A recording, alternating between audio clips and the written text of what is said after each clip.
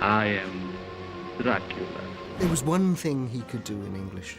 He did it brilliantly. It is that hypnotic stare with the eyes and everything and the exaggerated line readings. Good night, Mr. Renfield. Everyone thinks he played Dracula lots and lots of times. He only played it twice in his career. All the Draculas since are in the image of Lugosi. It has some of the great lines of horror cinema, and nobody delivered them like Lugosi. Bartman! Bart Beast! He loved acting. He loved giving audiences what he had. You have harnessed its power to destroy. All dead! But who would want us dead? Do you want me to tell them? He had that special quality, which is a movie star quality. He was bigger than life.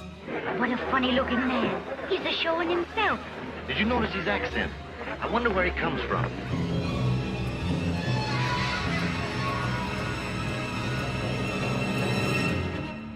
Lugosi defined the horror star of the early 1930s because, first of all, he was attractive. He was seductive. There was nothing repellent about him. He was able to sort of hypnotize, lure the audience into being on his side, actually seeing the world through his own vampiric eyes. I never saw a performance where Lugosi didn't look like he was giving it his all. I mean, he was a very robust actor, and he always came through.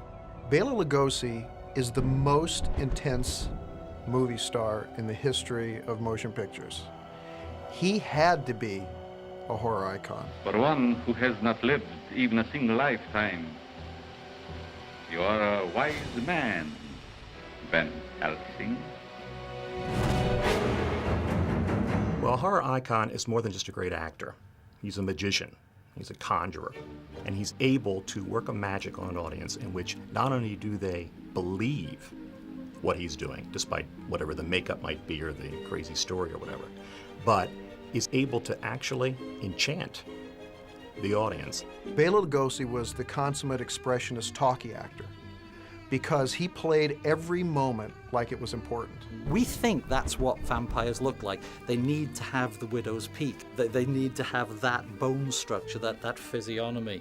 It's only the look because that's the look Bela had. He was a very warm, very generous person. He was somewhat shy because of the language problem and because he always felt that he was sort of an outsider in the Hollywood colony. There's something about the way he reads the lines, the way he talks, and the fact that horror as a discrete Hollywood genre really only begins in the early 30s means that it's a talkie genre, isn't it? And I think that the fact that these monsters talked was one of the big things that set them out. The spider spinning his web for the unwary fly. The blood is the life, Mr. Renfield. A greater part of the rest of being a horror star is just being typecast in horror films, making a lot of horror roles. And I don't know if it's anything anyone would have chosen. Universal City was looking for a way to make its name in Hollywood. It had been around for years. And Junior Laemmle wanted to make his mark in movies, and he loved horror films. And he wanted to make Dracula. His father thought he was crazy. The novel is so convoluted. It's a most extraordinary piece of writing structurally, with notebooks and journals and recording machines. What Dracula the film does, which in a way is a travesty, people would argue, it simplifies it so that the essence of Dracula emerges very clearly. It was very daring. All the story advisors were telling them, don't do it. This is madness to make this film. But Junior was determined. He went ahead. And, of course, the trick was they had to find exactly the right actor to play Dracula. When the part of Dracula comes up, I know Lugosi is by no means the first choice. They were thinking, of course, of Lon Chaney Sr., but Lon Chaney Sr. died from throat cancer. Then they were looking around for a likely Dracula, and not an easy part to cast. I think the obvious choice was Conrad Veidt, who had a solid background in making that kind of movie in Europe. You know, he'd been in Caligari, Hands of Orlac. Conrad Veidt didn't want to do it because he wasn't comfortable with the language, and he had moved back to Germany. Now, he would have been possibly a perfect Dracula, because he would have looked much more like the Stoker character, perhaps. Universal had drawn up a list of other actors who could play the part, and some of them were people you've never heard of now. Looking around, you could probably have found many a person who would have been better suited. Lugosi got the part because he'd played it already. He was the default casting choice. They just got the guy who'd done well on Broadway. He let everybody know he was desperate for this part of Dracula. I really, really want to play Dracula. So, I mean, when they actually made the offer, they realised they'd got him over a barrel, and they got him for $3,500, I think, 7 weeks' work or something. Listen to them. Children of the night. What music they make. Lugosi worked in Hungarian State Theatre in Budapest. He was a well-practiced stage actor, which gave him technique and presence. He was the first real person to leave the stage and bring theatricality to the horror field. What it feels like he's grabbing is the locus of attention for what both before him in literary and to a lesser extent dramatic terms and looking ahead in cinematic terms. Lugosi as Dracula was this demon lover. He was this Valentino from hell. He was this seducer. The mannerisms that he brought to it and the supposed story of him learning the lines phonetically, which gave him a sort of a silky oiliness that is actually extremely creepy. This is very old wine. I hope you will like it. Lugosi could barely speak English and had learned many of his lines as a stage actor phonetically, which gave him extraordinary powers of concentration. There's very little that's spontaneous or haphazard. It's an extraordinary, concentrated performance. It's almost like a ritual or a mime. It's the darkest romance you can imagine, but nevertheless, there is this almost matinee idol quality to some of what he brings to the part. He identified himself absolutely, totally with the part, and I think that this is what gives Lugosi's performance as Dracula its great power and its ability to last, is that there's no distance, I don't think, between Lugosi and his character, his role in this film. He is Dracula. The way that the film was sold, the strangest passion of all time. This is clearly the hook on which Lugosi hangs his performance. It's positioned, I think, precisely halfway between silent cinema and sound cinema. And the great opportunity for directors of this generation was that they had a medium that they could make it up as they went along. There were no real rules. You've got the combination of Todd Browning on the one hand, who clearly was fascinated by the dark side of humanity, and the other, the outsider figure, and Lugosi bringing this sort of commitment to his performance. I think it gives the film an extraordinary presence and an extraordinary kind of otherworldliness that really is, I think, heightened by the relative absence of dialogue. Browning, of course, had an eye for the macabre and the sinister, having worked with Chaney. Bela Lugosi was in the right place at the right time, and this was his moment in time. He spotted what we now find obvious in Lugosi's screen persona. It really defined the whole era as far as the kind of horror tragic hero that Lugosi personified in that film. The end of the Dracula, it turns out Dracula is a vampire.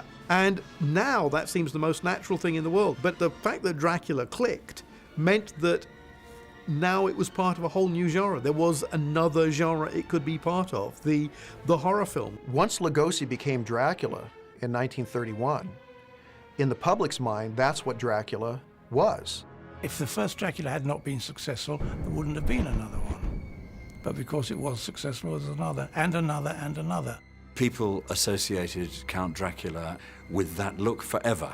It was so strong that you couldn't exorcise it ever again. It was hypnotic, and you hear all these accounts of how women would kind of faint in the cinema when Dracula first. Completely different. He's a lounge lizard rather than a military lizard, which he is in the original story. So the folklore Dracula has gone. That's a hell of a thing to have done. And when you look at the circumstances they were made in, a lot of it was accidental, I think. For the first time in history, the American horror movie is born.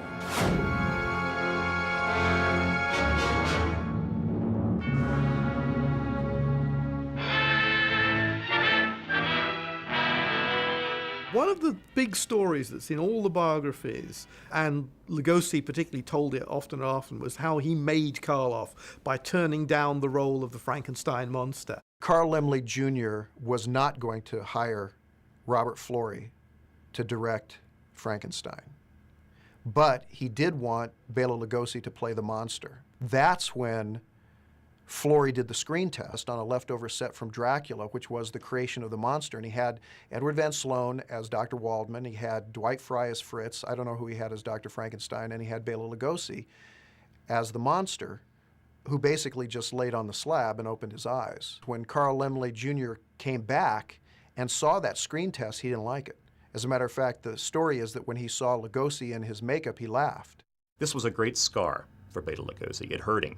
And he spent the rest of his life really telling people that he had turned the role down. The idea that coming off a big hit, Lugosi would turn down the lead role in a major studio picture for any reason is just absurd. May have been that if he'd worked on his Frankenstein's monster, he might have actually, you know, pretty well cornered the market in monsters at Universal. There was no contract offered him by Universal, as there was for Karloff after Frankenstein, so he was kind of forced to go out into the marketplace and take what he could get. Lugosi goes off with Robert Florey to make The Murders in the Rue Morgue, which is a terrific film, but it's very much in the shadow of Frankenstein. Lugosi throws himself into the role of the Mad Doctor in Murders in the Rue Morgue with such passion. He's fascinating to watch. He's almost savage on screen. Lady in distress? Who are you? Come with me. It always reminds me that horror movies are brilliant at carrying taboo themes. And because they're horror movies, nobody notices. I mean, this film is about bestiality. It's about someone, Dr. Miracle, who wants to prove in a literal way the truth of Darwin's great chain of being and natural selection by mating an ape with a human being, Eric the ape. He likes you, Camille. Look, you want your bond. Eric is only human, mademoiselle. He has an eye for beauty. And it's all covered over with swapping blood. But, you know, when Eric stands over the bed and sort of drags the woman away, this is a movie about bestiality, which is an incredible... Today it's a huge taboo, let alone in 1932. I think it's a wonderful performance. He looks good, too. His curly hair and sort of carnival outfit. A very underrated performance. How many actors could talk to an orangutan in a cage and make it convincing? I'm in the prime of my strength. And I'm lonely. You can't help but buy it because he believes it. And he believes it so passionately, he makes you believe it. I tell you, I will prove your kinship with the ape. He departed Universal after Murders in the Rue Morgue and basically, again, unfortunately was in a position to have to take what he could get. One of the things that he got was White Zombie. What other film could use just the actor's eyes to overlay for emotional effect over a scene?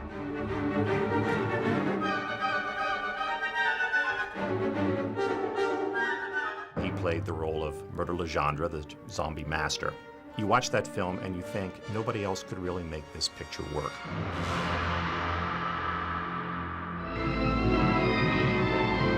Lugosi went into Island of Lost Souls in the fall of 1932, right about the time that he declared bankruptcy, and was basically taking any job that came along. What was probably going through his head on the set at Paramount at that point was, I'm going to show everybody I can be a big hit in makeup too, just like Karloff was as the monster.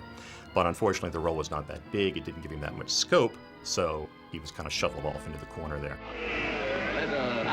Even though his time on screen is very limited, what he does in that movie is frightening. Stop! The House of Pain!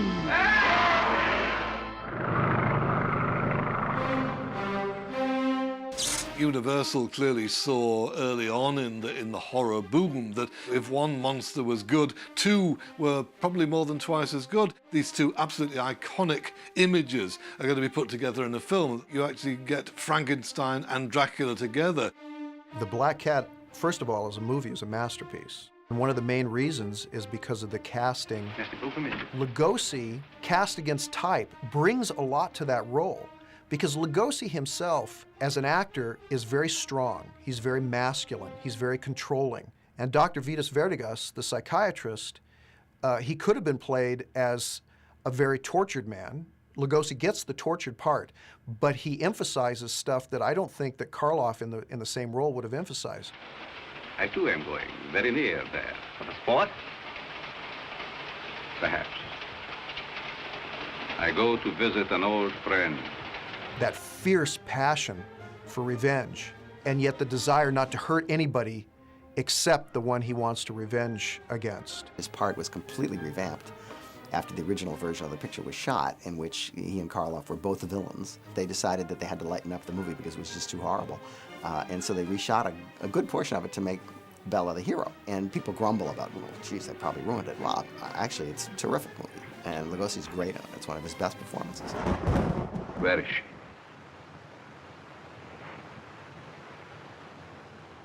Fetus, you are mad. Where is she? I think there is nothing else that Lugosi does that really quite matches the moment at the end of The Black Cat, where he goes crazy and begins to skin Boris Karloff alive, begins to skin his enemy Hjalmar alive, and this suave, smooth, cultured individual for whom we have felt nothing but sympathy and pity throughout the film. And all of a sudden we see this enraged, insane madman underneath who will commit this appalling, atrocious act. And it's not that it isn't justified in some crazy, insane way, given the craziness of the film generally, but that it is so monstrous. Did you ever see an animal skin, Hjalmar? That's what I'm going to do to you now. Tear the skin from your body, slowly, bit by bit. You suddenly think, I've got it all wrong. He's the mentalist. He's quite sane, really. Compared to him, this is the nuts. We're seeing two of the greats of the horror cinema for the first time, up there against each other. It's 60-odd minutes of absolute delirium and delight. The only movie that gives off sort of evil vibes is The Black Cat. There's a palpable sense of evil in that picture, which is quite remarkable. The red switch ignites the dynamite.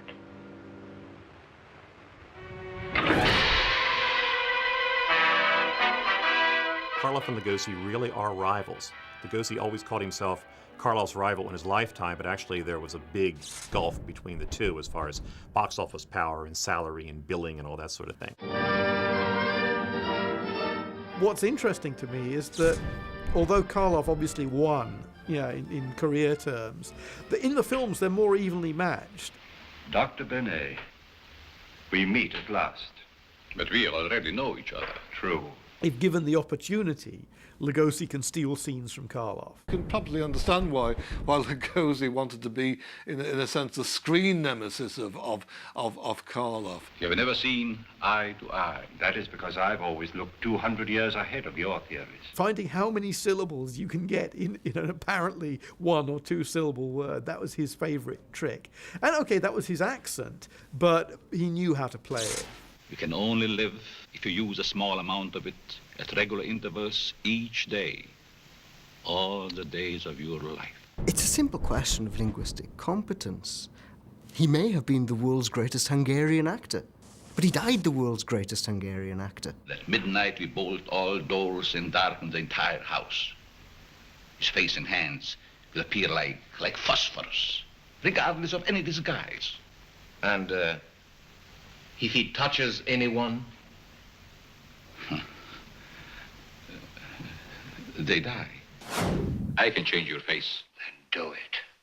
It isn't plastic surgery, but there is a way. The interesting one is The Raven, which is a Lugosi movie where Karloff is the stooge, where in fact quite a lot of the film is about Lugosi tormented Karloff and doing terrible things to him. And actually that's one of the great Lugosi performances. I mean, it's probably his best villain role in that he gets to do more evil things. Lugosi's playing Volin, this deranged, Poe-obsessed surgeon who has a torture chamber in his basement.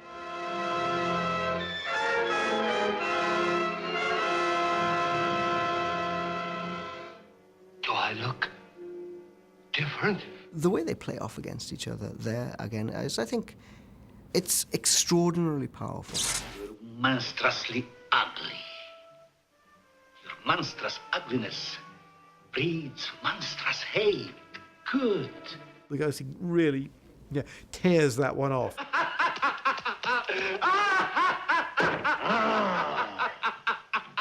Lugosi Unhinged is just about the most sinister thing you can see. When he's given an all-out evil character, he plays it. He doesn't ask for sympathy. He brings the strength, he brings the stature, he brings that dark quality from his own personality, and he imbues the character that's written to be evil anyway with almost a satanic quality that goes beyond the human. There's even a line where the woman is admiring him while he's playing the organ. You're not only a great surgeon, but a great musician, too. And she says, it's almost as if you're not, and he finishes the sentence for her. A God, Yes. a God with the taint of human emotions. The film that ran into the greatest problems with the British censor actually at the time, and pretty well was responsible for bringing the first horror boom to an end. You touch that switch, Bateman, I'll not fix you. No. You stay the way you are, Bateman. By the time he's reached Mark of the Vampire, which is only 4 years after Dracula, his career is already on the wane. He's already on the way out. He went back to he's not really a vampire, it's all a con, which now seems really strange, but that was the default ending of these stories. Certainly, I prefer his performance in Mark of the Vampire to his performance in Dracula in many ways, because I think he's a much creepier, scarier, unnerving character as a vampire, even though he doesn't say anything, except for the very end. It's very much a lesser role for him. I mean, he's off to the side, it's a cameo.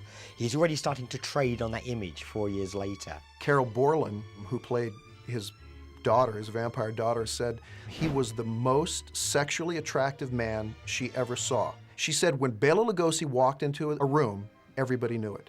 All eyes turned to him, conversation hushed, and it all became about, oh, that's Bela Lugosi. It's probably one of the last major movies from a major studio he would appear in for the rest of his career. The stigma of Dracula really did haunt Lugosi, and come the late 30s, he really had a very hard time finding work in Hollywood.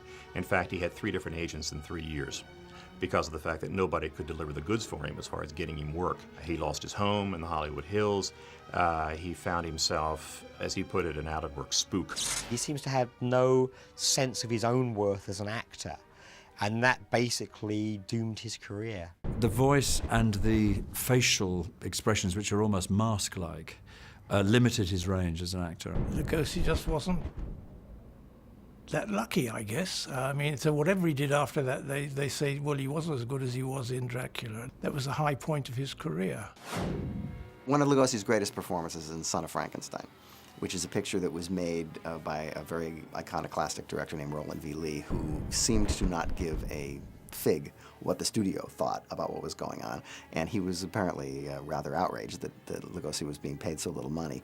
And he made a decision not to shoot him out and to keep him on the picture, and probably built up his part somewhat. And it's an amazing performance. It's a terrific performance. Frankenstein, like your father, eh? Yes. But I can't mend a broken neck. Nobody can mend Igor's neck. It's all right. It was certainly his greatest acting performance, magnificent performance, and it really blew up the myth that all he could ever play was Dracula. This was a character about as far away from Dracula as you could ever imagine. Dracula would never bite the broken neck of Igor. I think this is a one chance he has to be a proper stage-type actor in movies, and I think that there's a delight in that performance. Nobody else could play the role. I mean, he even, dare we say, he almost supplants Dwight Fry's assistant to Frankenstein in the first film. They die dead. I die live. There must also be a kind of delight in the fact that he's in a film finally, and Karloff has the boring role. The monster isn't very interesting in Son of Frankenstein. Everyone else is good. 8 men say Igor hanged. Now 8 men dead. All dead. He has a kind of peasant warmth to him that you didn't think Lugosi had, because he wasn't cast in parts like that. It shows that if given the chance, he really could have been a very, very fine, effective character actor who delivered the goods. But somehow the word didn't get round, and he was just indelibly associated. Everyone would go out to him, do Dracula. In the late 1930s, early 1940s, Universal saw Bela Lugosi as a featured player, and he had supporting roles in films like Black Friday and The Wolfman, And he was Igor again in The Ghost of Frankenstein, but again, even then, that was considered a supporting role. Sadly, the clearest example, I think, of not so much Lugosi's limitations as an actor, but simply the fact that however well he might act, you're going to hear Lugosi, and perhaps by now you're going to hear Dracula, is his gangster in that very strange film, Black Friday. So what about our dough? We ain't got it back yet. Yeah, how about it? Mr. DeVore, it would have been poor business to kill Red unless I knew how to locate the money. What you hear is Dracula in a gangster suit. In the subsequent pictures, Lugosi starts declining. He is getting more and more sidekick or stooge or victim parts. Obviously, Val Lewton brought him back for The Body Snatcher and paired him once more with Karloff. And for what is basically a cameo role, he gives a really great performance. Unfortunately, concurrently with these kind of films, he was churning out these Poverty Row films for Monogram and PRC, where although he got top billing in the films, and he is ostensibly the star of these films, they were Poverty Row quickies that were shot in 3 or 4 days, where he would be demeaned to the state of having to wear, gorilla suits and run around and scare Una Merkel and people like this. And the Devil Bat, which is, a triumph. I mean, because he's great in this movie. There's a sour irony to the way he plays the part that I find just irresistible. It's not a look of condescension. It's a look of they don't know what they've got trapped in this nonsense. I'm Bela Lugosi. I can't imagine what he felt as an actor. Did he feel that maybe his career was over and he just was going to take the money and run? The appeal, obviously, of doing the PRC and Monogram pictures was that, he was the star. Clearly, he was very much bigger than almost anything else around him in those movies, including, dare we say, the sets. Most of those films would be agonizingly unwatchable without him. The reason they're fascinating primarily is because he is the whole show. There are very few who can just completely take a film where everything else is bad and still make it something that you'll find yourself watching once a year for the rest of your life. He would take smaller roles in B movies, especially for Universal. So he would turn up as Bela the Gypsy in The Wolfman because it's a great role for him. It's a good signature role. He's working with real actors and real budgets, and he's very good in it. What did you see? Something evil? No. Now go away. Go quickly. Go! Yes, I'm going! In the series, The Ghost of Frankenstein, Lon Chaney Jr. had played the monster, and it ended with Igor's brain being transferred into the skull of the monster, Igor being Bela Lugosi. The monster, played by Lon Chaney Jr., now talks, and he's got Lugosi's voice, which is actually a very creepy, great moment in that picture. What have I done? I'm Igor. I have the strength of 100 men. I cannot die. I cannot be destroyed. I, Igor, will live forever. So I think they figured, well, okay, now look, Lugosi's essentially the monster now, so let's have him play the monster in the next picture, which is Frankenstein Meets the Wolfman. But because of his health and his frail nature and the fact that he had to be doubled through, half the picture. Worse, part of the plot is that he went blind in the last movie from the wrong blood type, and so he plays the part correctly. He plays it as if he's blind. And this is where the cliche of the shambling monster whose arms are sticking out came from, because that's the way Lugosi played it, because he was supposed to be blind. And he talked at the end of the previous picture, so he speaks, has lines in this picture. So the story goes that they showed the movie and everybody laughed at his Hungarian accent, which doesn't really make sense because he's actually Igor. But for whatever reason, they decided they were going to cut all of his dialogue and all the references to him being blind. And worse, the guys who doubled him in stuff that must have been shot later, they doubled him as if they could see. So unfortunately, even though the movie is extremely well directed and beautifully photographed, Frankenstein Meets the Wolfman, it kind of doesn't make sense on a lot of levels because of a lot of the editorial interference. Something slightly pathetic about Lugosi's monster when he finally gets around to playing it. I don't think it helped him at Universal. I'm sure that somebody had to blame. That's one of the great things about the movies is, who can you blame? When something's wrong, you gotta blame somebody. And I think he was in a position where it was pretty safe to blame him. And so he didn't work for Universal again until Abbott and Costello Meet Frankenstein, which was, a different regime. And even that, I mean, it's a stooge role to comedy characters, isn't it? What's interesting is, Abbott and Costello do their routines, but Lugosi he gets this one more chance to do his role absolutely straight. Look into my eyes. Look.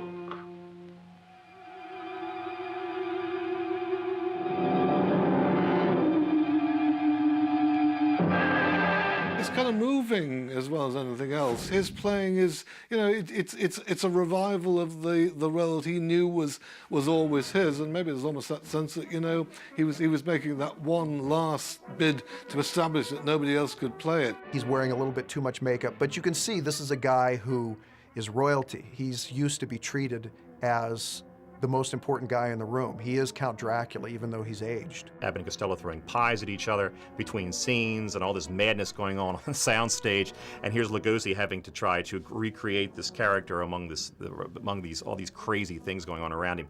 But he did it, and he had a very good time.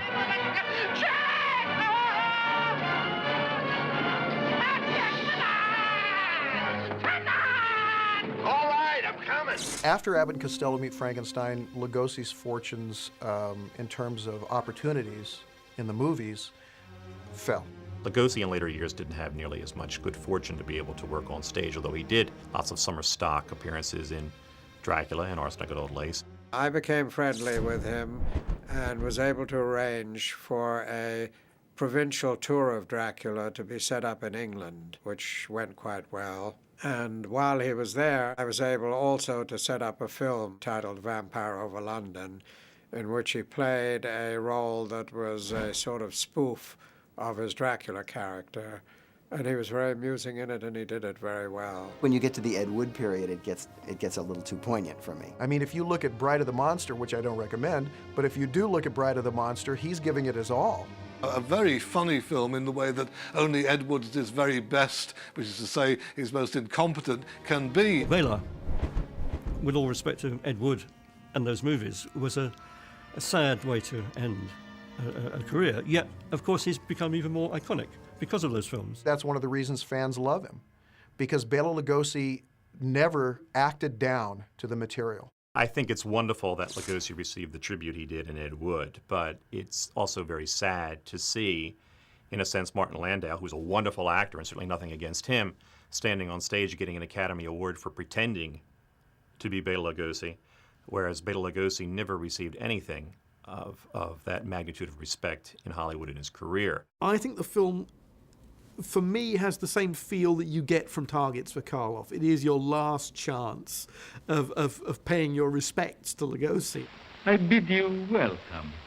Lugosi is one of those actors who had one part in his life, that came along, completely transformed his career, made him a star, and then became a millstone around his neck. I don't think he felt trapped in terms of regretting playing that role. I think had the horror genre offered him more roles, even if they were just like Dracula, he would have been thrilled to do it. There's just so many times in a decade you can make a Dracula picture. My blood now flows through her veins.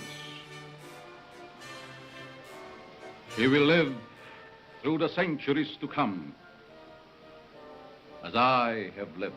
That is now the way we think of Dracula. It's the way adults think of Dracula. It's the way children think of Dracula, with that accent, with that look. It's Lugosi we remember walking through that cobweb somehow, or listening to the wolves outside in the night, and many other great moments. It was the perfect marriage of actor and part.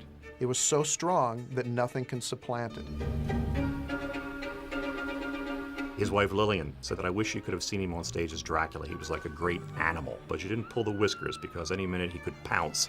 So there was a mixture of the charm and of the beast in him. And this is something that later horror films have built on and capitalized on for decades. And they owe it all to this Lugosi persona. Some people could call it hammy, but I don't think so. I think there's a body language, there's a grace to him.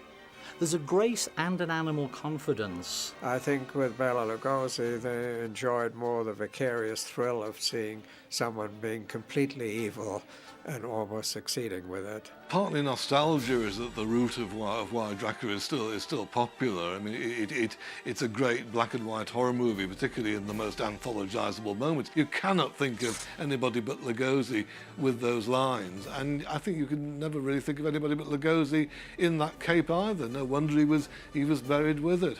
And you watch him even in those very, very lamentable films. He's still playing as if he's playing Shakespeare. He's still acting as if this is the greatest script in the world. He's still acting with the actor's dream concept that somewhere in the world, somebody who needs entertainment is watching me in this movie. And for that poor soul, I'm going to give him or her everything I've got.